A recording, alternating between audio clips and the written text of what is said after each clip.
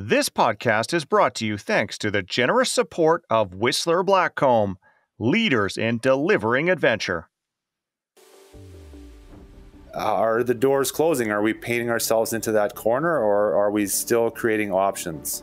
And so if things are adverse, but you've got backup plan, you can communicate, and you're relatively confident that objective hazards or the hazards that you're dealing with aren't compounding or creating risk for you, then you're probably okay to keep going.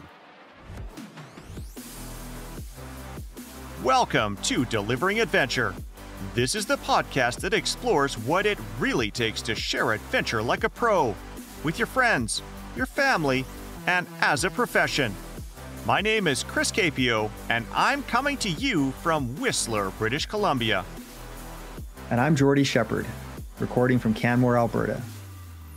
After a lifetime of working extensively in different parts of the adventure guiding industry, Chris and I have teamed up to launch this podcast. In each episode, you will hear top adventure guides, managers, marketers, and athletes share their best stories, advice, and trade secrets. The goal of this podcast is to share how you can take yourself and others farther from the mountains to the office and beyond. How can we ever know when we should turn back or keep going? Determining when to change our plan because there is too much risk or uncertainty, or when to go for it because we are ready, can be hard to determine at times. This is especially true when human factors like bias or internal and external pressure are present. A desire to fulfill an objective, like reaching a certain level of run or trail, reaching a certain place like the top of a peak or ridge, or becoming more proficient at a technical skill, can influence us to keep going forward. This in itself isn't a bad thing. But what happens when conditions have changed? Energy levels are not what we need, things have taken longer, motivation to continue is lower, or people were slower to learn skills and technique. This is when planned continuation bias can compromise our judgment and push us forward when we really should be changing our plan to something simpler that has less risk. This is something that we explored in our last episode with Mike Adolph. In this episode, we flip it around and explore how we can determine when it's okay to keep going. Just as planned continuation bias can push us forward when we should abort our initial plan, other human factors can cause us to hold back or second-guess ourselves when we are well positioned to continue.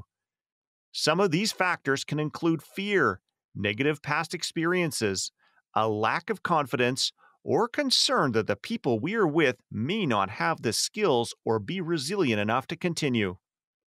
On paper, the safest decision to make is often to turn around or to choose a route that takes on less risk. However, in reality, delivering adventure isn't always about picking the safest choice. At the core of every adventure is an element of risk-taking.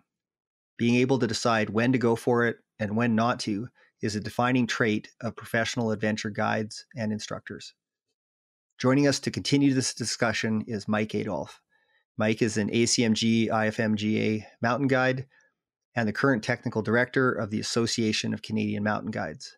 This is our third episode with Mike this season, and we encourage you to check out his other episodes if you have not done so already. Jordy, it's happened to me a number of times where my instinct was to pick the safer option, but my clients convinced me to choose the more difficult one and proved to me that they were right and that maybe I was being too cautious. In each case, there was some information that I may not have considered or something I underestimated. Sometimes I thought people were not fit enough, or were not interested in taking on that level of challenge, or maybe they weren't good enough. I've also been in situations where I have become more cautious due to having a negative experience in a similar situation. Jordy, have you ever been in a situation where your instinct was to turn around or abort your original plan, but you chose to keep going? And if so, what happened? Well, Chris, I was guiding alpine climbing in the summertime in the Bugaboos in British Columbia, a beautiful area of granite peaks sticking out of glaciers. And I've been hired by a fairly large group. I think there's probably 10 or 12 of them, and only one of me as the guide, as the camp guide, which can happen. And they had their own trip leaders within the group. And the idea was that I would take out 1 to 2 clients per day, unless we were doing a pretty kind of low end, like glacier travel objective where I could take more of them on the rope. And if we're doing anything bigger, steeper, longer, that I would just be responsible for 1 or 2 people, and I would rotate over about a week through the various people, so that everybody gets guided in the end. But as happens in the mountains, there was one good weather day to climb Bugaboo Spire, one of the prize peaks in the area. And of course, everybody in the group wanted to climb it that day because that was the only good weather window day. And so I had my 2 clients, and I was cautioning that it's not a great idea because I was going to end up being responsible for these people, even though, like, for the entire group. And I knew we were going to get strung out along the peak, and that I was probably going to travel faster with my 2 clients that day. But we decided to go anyways. And so one of the factors there was that the weather was forecast to be quite good. You don't want to be moving slowly with a large group of people in the mountains with on a granite lightning rod in a lightning storm. So, but I was still very apprehensive. And sure enough, it took a long time. So I did the responsible thing. I'd scamper ahead with my 2 clients, and then I'd wait for the rest of the parties to show up. And then I'd scramble and scamper ahead through some technical terrain and less challenging terrain, and then wait for them again. And then we get to the summit, and then I wait to make sure everybody gets on top. And then we have some technical rappels, same thing on the way down. And so we get down to easier traveling terrain, and I head back down the ridge with, basically hands in my pockets, short roping my clients, and through pretty easy terrain. We get to the Bugaboo Snowpatch Call, and it's starting to get towards evening now, and the weather's still good, fortunately. And I can see a red jacket that I know is attached to my group up on the peak, and it's not moving very fast. It's actually not moving at all. And they're probably 2/3 of the way down the route. And so I leave my 2 clients there, and I just walk up about 1/3 of the way up the mountain and say, "What are you doing?" And they're all, sharing ropes and rappelling down these little steep steps. And I said, we just gotta go, because we're all getting hungry. And so let's move it along here, and let's put the rope away. And we're better traveling without it, and just hang on to the really solid rock we have here, and let's down climb together. So we did. So it did work out. But had I had my choice that morning or the night before planning it, I would have said, no, we're not all going up there. But it did work out. Awesome. Well, that's what this episode is about, Jordy. So let's bring in Mike to hear what he has to say. As always, if you enjoyed his episode, please share it with your social network and your friends. So we've been talking about continuation bias in terms of turning back, right? And deciding not to carry on. But let's talk about it on the other side. I think one of the fears that people can have is aborting too soon and then being left with a feeling that they didn't try hard enough, right? Have that lingering feeling like, oh, we were there. We were so close, and we turned around, and maybe we should have carried on.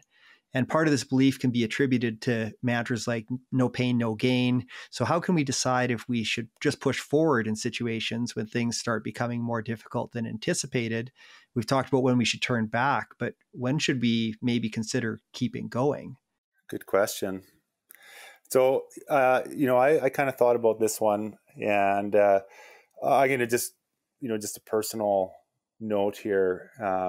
When I was gaining experience in the mountains, whether it's climbing or alpine climbing or skiing, I felt like I spent more time turning around only to find out that the weather improved or whatever at the end of the day than I was actually having success. And to me, that kind of weighed super heavily. And I think this is exactly what we're talking about. But at the same time, I also reminded myself that at the time when I made the decision to turn around, I was okay with it. So how do you adjust the dial, or how do you find the path to know when you're on the right track? I think One, we can go and actually experience discomfort. What is that like? So what is it like to be too cold? What is it like to be out in super high winds? What is it like to be out in a blizzard, but in a safe area, right? Where resources or help or escape is very possible. And also couple that with preparedness. So you're out in cold conditions, in a blizzard, but you have the navigation tools. You have the skills to use those tools. You have a backup plan. You've communicated where you're meant to be with other people, and you have tools to be able to initiate an emergency response. So you have that backup behind you. So you're familiar with what discomfort is. Now you're starting to arm yourself for what might happen in the worst case scenario. And then think about, are the doors closing? Are we painting ourselves into that corner, or are we still creating options? And so if things are adverse, but you've got backup plans, you've got the gear to support yourself if things go sideways and you end up getting pinned down, you can communicate, and you're relatively confident that objective hazards or the hazards that you're dealing with aren't compounding or creating risk for you, then you're probably okay to keep going. When uncertainty starts to grow with any of those components, like, oh, maybe I don't have enough stuff, or I don't know if my communication device is going to work, or I don't know if I can use my navigation tools appropriately, or I don't know if wind loading is creating a bigger cornice. Is when those things start to stack up, when the uncertainty starts to grow, then you should be heading in the other direction. That might be the time to think about turning around. Yeah, and maybe we could draw a bit of a parallel here to when we had Grant Statham on the show for one of the episodes he was on for. We were talking about intuition and how does intuition come into play. And he had an excellent point that intuition, he generally uses that for using intuition to actually stand down on objectives and turn around, not using it for something that would cause us to just make the decision to move forward.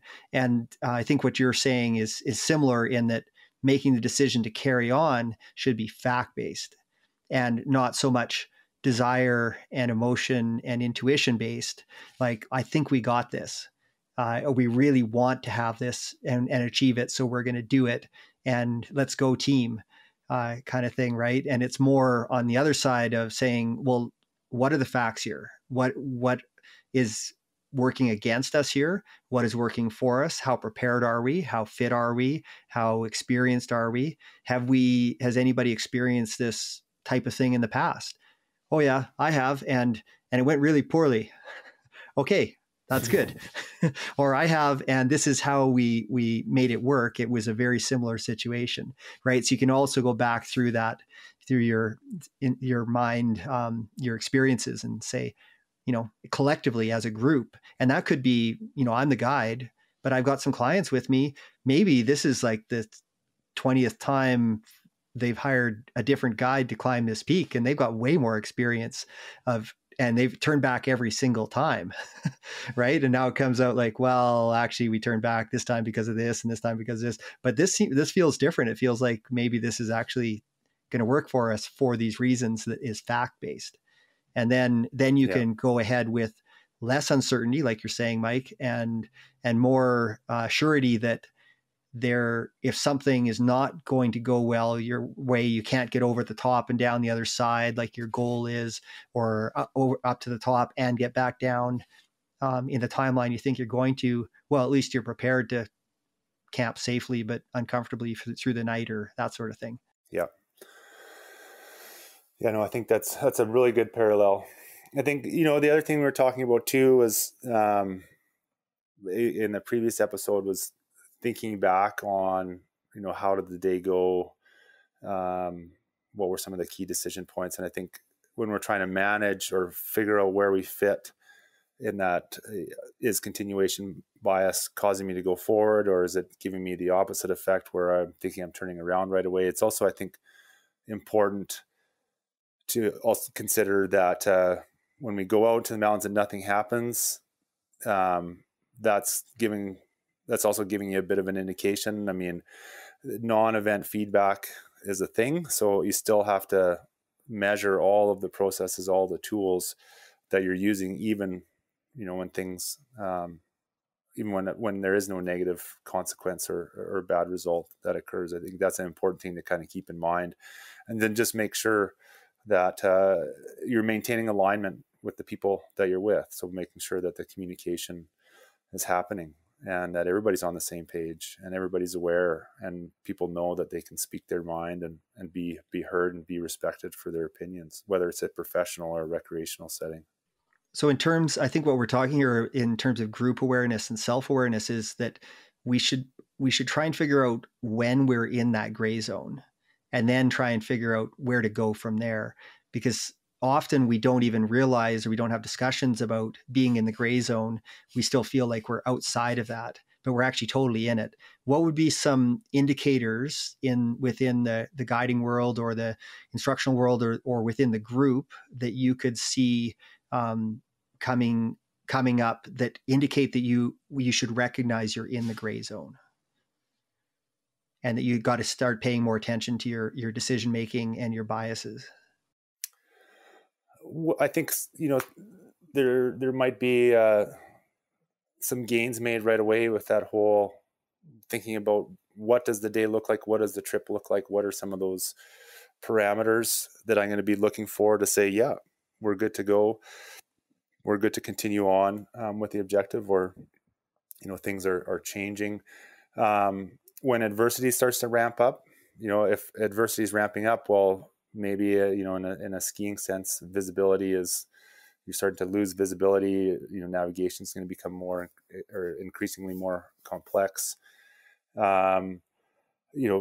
Big changes in the environment that maybe you've outlined. So it might be if you're ice climbing, for example, that, you decided that if temperatures got above this certain point, or if we're seeing this kind of thing happen while we're out, things are starting to warm up, that should be an indicator that things are kind of maybe not where we want them to be. I think making that list of some of those key decision-making points, and certainly it's one of those things that we really coach our apprentice guides and folks that are coming through the program to do, because it's easy to come up with one or two, but I think you can really, if you kind of go with a fine-tooth comb over the day, what are all of those individual junctions where you could notice change or, potentially make a decision go one way or the other.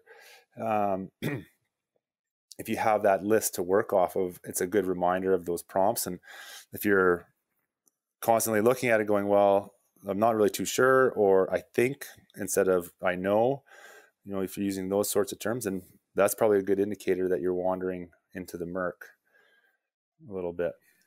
Yeah, I think to summarize what you're saying there, tell me if I'm wrong, but it's if you are feeling like there's more uncertainty rather than less uncertainty, like uncertainty is growing, adversity, and it's actually just kind of feeling tougher. It's not easy peasy here and quite straightforward. It's become quite a bit more complex. If you're having self-doubts and little bits of kind of fear points that are kind of prodding at you and talking amongst the group, and then you're starting to get the feeling that, somebody's lagging back a little bit, is commonly an indicator that there's a bit of dissension in the group about how things are going, right? And it's like, well, why are you moving?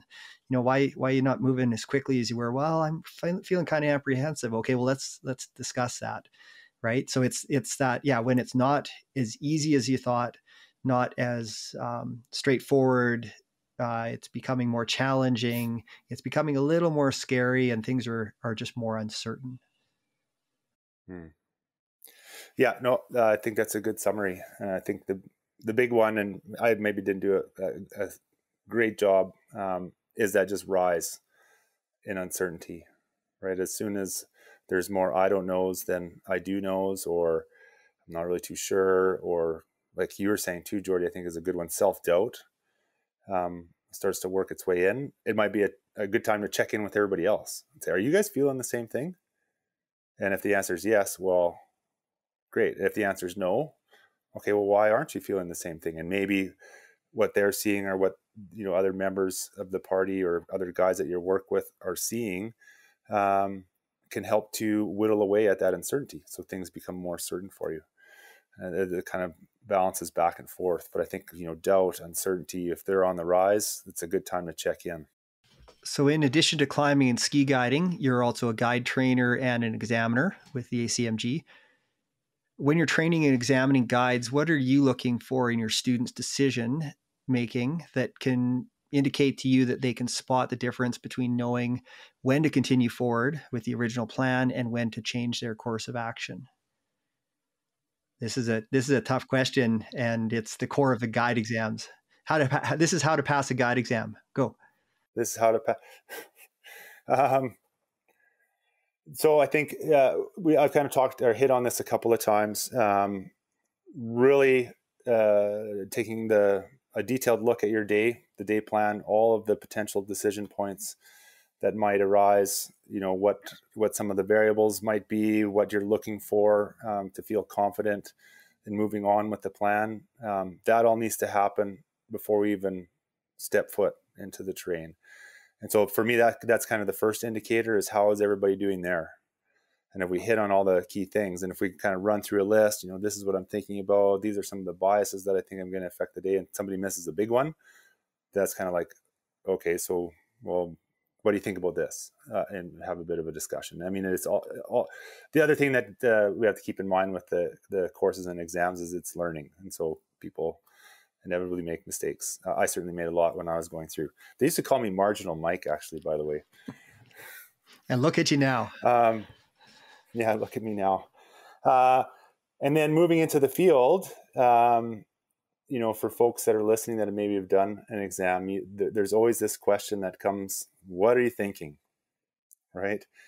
And it's hard, I think, working as an instructor or as an examiner to be in the habit. And we had an instructor meeting not too long ago to try and make a habit of always asking that question, and not just when things are potentially going to go south. And I think when asked a question, if people, they don't need to respond quickly, but if they're tuned into some of the key things. So I would look for situational awareness. Okay, so what's going on around me? What are some of the hazards? How are they going to impact my group? Am I walking towards something, or have I noted it and I'm planning to kind of head away? What's going on within the group dynamic, and where are we at within the day plan is one of the critical decision-making points coming up. If all that stuff can be communicated concisely, it doesn't have to happen right away, but if it can be communicated concisely, then to me, that's a good indicator that they're thinking about all the right things. If we're kind of checking in, how are things going, and they're really overly fixated on one hazard, it can, it makes you think that, they're really anchoring onto this one thing and they're missing the big picture view. So, in those times, it might require a little bit more exploring or a little bit more discussion with the individual to see, okay, well, what else is out there that they're thinking about? And maybe they need to kind of work on building that skill, or maybe we need to talk about the one particular hazard that they're anchoring on, because maybe it's something that they feel strongly enough about that there might be a turnaround decision coming at that point. And so we just try to check in as much as we can, try not to do it just when there's critical decision points. And, we're looking for an answer that can relate what's going on in the terrain, demonstrates good situational awareness, picks up on the key hazards, and identifies a plan that kind of aligns with what the overall game plan is. Yeah, and I think a big part of that is also that they're focused on the technical decision making and the leadership side of things, but they're also able to look back about where they've been and who they're with. And the client care thing is a big part of guiding. That's actually probably one of the biggest parts of guiding. Aside from the safety thing, because if people don't like you and don't feel cared for or safe, they ain't hiring you again. And so that's right. Pretty career limiting. And so also having that capacity to be looking forward and looking for the route and judging hazards and looking at the time but also working with your people. is really, really hard. And it's hard to do. Even, the harder it gets, the guiding and the decision making, the harder it is to look outwards of yourself in the decision making. And I think if it's hard for me, I'm pretty experienced in a lot of this terrain and these activities. How are my guests feeling? How are my clients doing? Yeah. Well, it's weird. I mean, the whole guiding profession, taking people out into the mountains, there's always so many different ways to do things. And I think you got to maintain big picture awareness. You've got to manage the hazards. You're out there trying to minimize uncertainty to the best of your ability, recognize when things are stacking up against you and be willing to exercise the plan B option and make it fun. And if you can do all that, you're golden. And in terms of this decision making that we're talking about here, when to change your course of action or go forward with your original plan, is be able to logically and clearly describe why you're choosing to make a decision one way or the other way. That's I think what the examination process is looking for. Yeah, I think that's something that we've really tried to focus on too in the training programs leading up to the exams. Is what is the decision-making process? What does that look like? And it starts with all the things we've been talking about, right? So framing the overall goal, making sure that it's something that's realistic, communicating risk, making sure that there's alignment that happens there, taking the overall goal and then adding what we know about what's going on with the conditions and the weather, generating the list of options, and then getting out into the field.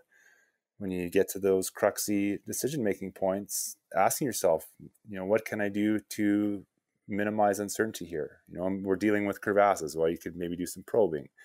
How could I reduce my overall vulnerability? Well, we could put the rope on, right? And so we're just kind of constantly working through that process. We're trying to reduce uncertainty, minimize vulnerability, and if we find that it's getting to the point where we can't do that, we need to ask ourselves, are we still within that risk tolerance? Is everybody still comfortable here? And if we're not, then, well, we're out of here. Or what can we do differently? Thanks, Mike. Do you have any other advice for our listeners that can help them to make better decisions once they have actually set their goal, their target, their plan, their trip? Any other advice for them there? So they've decided we're doing this. That's our plan A. Always come back to that, if plan A is a summit or a peak or a ski run, then that might not be the best plan A. I think that should be it could be part of an overall goal, or it could be the objective for the day, but really, really boil it down to what are we looking for in the mountains, and ask yourself. And hopefully the answer is, I'm out to spend some time with friends, enjoy the terrain, enjoy the scenery, and act appropriately to what I'm seeing as far as weather conditions and terrain, and make good decisions. And if that's kind of the base point, then you're off to a good start. And when you're progressing through the day and maybe it's lining up, we are going to get to the summit, or we are going to be able to ski that line, support the decisions to continue with data points, or taking time to gather information, or taking time to talk to the group and make sure that everybody else is on the same page, so that you're not being the one pushing in. You're not the one that's driving the group. You're not leading because you're the strongest personality in the group. And if we're doing all that, that's going to help water down. I don't think you can ever get rid of the biases, but it'll help water them down a little bit and hopefully give clarity in your decisions. And like we've been saying, if you really feel like uncertainty is rising and is becoming unmanageable, then that's the time to really start asking yourself some tough questions. And if you can't come up with answers that are agreed upon within the group, you also have to ask yourself too, if uncertainty is rising, am I seeking information? Am I using that confirmation bias to support my decisions by being really narrowly focused? So try to get diverse information, interact with the group. And if that's not possible, right? If things are just happen to be playing out that way, uncertainty's on the rise, then go and do something else. Go and do your plan B and get good at making plan Bs and Cs, and using the day. You can still do stuff and have fun. It doesn't always have to be about a summit or a ski line or a paddling line or a bike trail or whatever. Awesome. Well, it's been great having you on the show, Mike. So much valuable information here for our listeners. As we mentioned earlier, we encourage you to check out Mike's other episodes this season. When Mike isn't working for the ACMG and the Training and Assessment Program, which certifies guides within the ACMG, he specializes in providing custom outdoor adventures to small groups. If you have an idea for a cool trip, you can shoot Mike an email at msadolph, that's ADOLPH, @gmail.com. You can also find Mike at Co on Instagram. Co is COE, Center for Outdoor Education. Additionally, you can visit the website www.viaferratacanada.com to learn more about the 2 Via Ferratas he has constructed in the David Thompson corridor. We have put all of these links in the show notes. So Chris, what came to mind as we went through this discussion? How can we know when we should push forward and keep going with a plan when we may feel like doing the opposite? Well, Jordy, great question. As we touched on, this is a gray zone that we can find ourselves in. So a few of the strategies that can help to guide our decision-making include setting goals around experiences instead of hard destinations or milestones. When it comes to delivering adventure, we can box ourselves in by setting our expectations around achieving certain objectives. If you do have to set a goal, try to set the expectations lower. It's always easier to make people happy by exceeding their expectations when those expectations are lower rather than higher.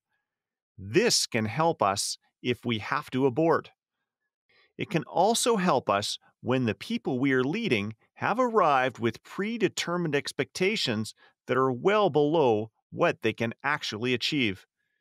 For example, I often find that when people show up at a ski lesson and tell me they don't want to ski bumps or moguls, when I dig deeper, I often find that the reason they don't want to do this is that they don't actually know how. When they've skied moguls in the past, it turns out they've usually struggled. Often, once they get some instruction on how to do it more efficiently, they realize that they can end up doing much more than they believed they could. In this instance, I try to position the overall goal for the day around the idea of improving skills so that my guests become stronger, more efficient, and are able to gain more control. Of course, in the back of my head, I'm open to going farther, even if my guests stated up front that they don't want to. Good point, Chris. Here are some tactics that can help to guide us through the gray zone. First, identify data points that support the decision to continue. Right? These are hard facts. This includes the amount of time taken to accomplish a task, competency level of the skills, the interest level of the group, the weather, conditions, the amount of risk, and the amount of risk tolerance within the group. Have that discussion within your team. By relying on data or milestones instead of emotion, we can better manage bias factors, such as fear of continuing if we have had a bad experience, or the motivation to continue because this is what we have committed to. Secondly, try and remove pressure from the leader. Talk to the group for their feedback to ensure you are not the only one driving the group or holding them back. As we touched on in our episode on risk communication with Will Gadd, one thing we want to avoid is hearing people say after the fact that they were forced to do something or that they weren't aware of the risks. Thirdly, if uncertainty is rising, ask yourself why. This uncertainty could include self-doubt, the ability level of yourself or the group to handle the situation, the interest level of everyone involved, the conditions, and the actual route or path you want to take. When uncertainty starts increasing, we should ask ourselves if confirmation bias is causing us to seek out information that supports our goals. Another consideration is if we were simply missing or ignoring crucial information. This could happen because we are blinded by our own personal preferences, information is coming at us too quickly, we are tired, or we are fixated on one path forward and are not open to pursuing other options. Lastly, don't make the decision until you have to. This allows us the opportunity to collect as much information as possible before making a commitment. An example of this is waiting until after lunch to decide where to go next. This gives us more time to collect information while also relieving the pressure of human factors such as ownership bias and plan continuation bias. In this instance, giving people a break gives them a chance to recover their energy by taking a break and eating something. Alternatively, afterwards, we might find that giving people a break led to them becoming less enthusiastic with continuing, or maybe the conditions changed during that time. Another thing that you can do while the guests are having a break is go scope things out and get some more information while you're stuffing your face with a sandwich. While it's rarely too late to turn around, committing to a plan before you have to can make it harder to change course. All good points, Jordy. Now let's turn it over to you, the listener. How do you determine when you should keep going? Have you ever been in a situation where you were undecided about continuing with a plan, but kept going anyway and were glad for doing so? If so, we would like to hear from you. You can reach us through any of our social media feeds, or you can send us an email. All of our links are in the show notes, including links to our Facebook and Instagram. That's it for this episode. Thank you so much for listening.